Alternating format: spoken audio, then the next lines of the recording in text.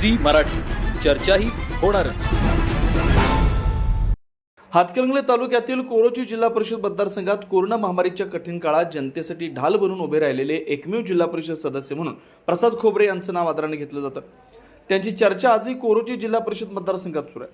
कोरोनाच्या पहिल्या आणि दुसऱ्या लाटेत ग्रामीण भागात आरोग्य सुविधांचा अभाव असताना प्रसाद खोबरे यांनी पुढाकार घेत तत्कालीन आरोग्य मंत्री राजेंद्र पाटील यड्रावकर, आमदार प्रकाश आवाडे यांच्या सहकार्यानं कोरोची मतदारसंघातील प्रत्येक गावात स्वतंत्र कोविड सेंटर सुरू करून हजारो रुग्णांना दिलासा दिला। त्या काळात शहराकडे धाव घेणं शक्य नसताना गाव पातळीवरच तपासणी, प्राथमिक उपचार, ऑक्सिजन सुविधा, औषधोपचार व समुपदेशन उपलब्ध करून देण्यात आलं। त्यामुळे अनेक गरजू रुग्णांचे प्राण वाचले। स्वतः मैदानात उतरून आरोग्य कर्मचारी, ग्रामपंचायत, स्वयंसेवी संस्था व प्रशासन यांच्यात समन्वय साधत प्रसाद खोबरे यांनी हे कार्य यशस्वी करून दाखवलं।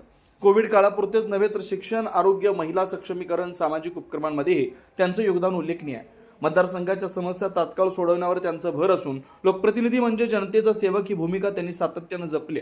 आज आगामी जिल्हा परिषद निवडणुकीच्या पार्श्वभूमीवर कोरोची मतदारसंघातील नागरिक, सामाजिक कार्यकर्ते, विविध संघटनांकडून प्रसाद खोबरे यांच्या सून प्रियंका खोबरे यांना जिल्हा परिषद सदस्य पदासाठी उमेदवारी मिळावी अशी मागणी होती।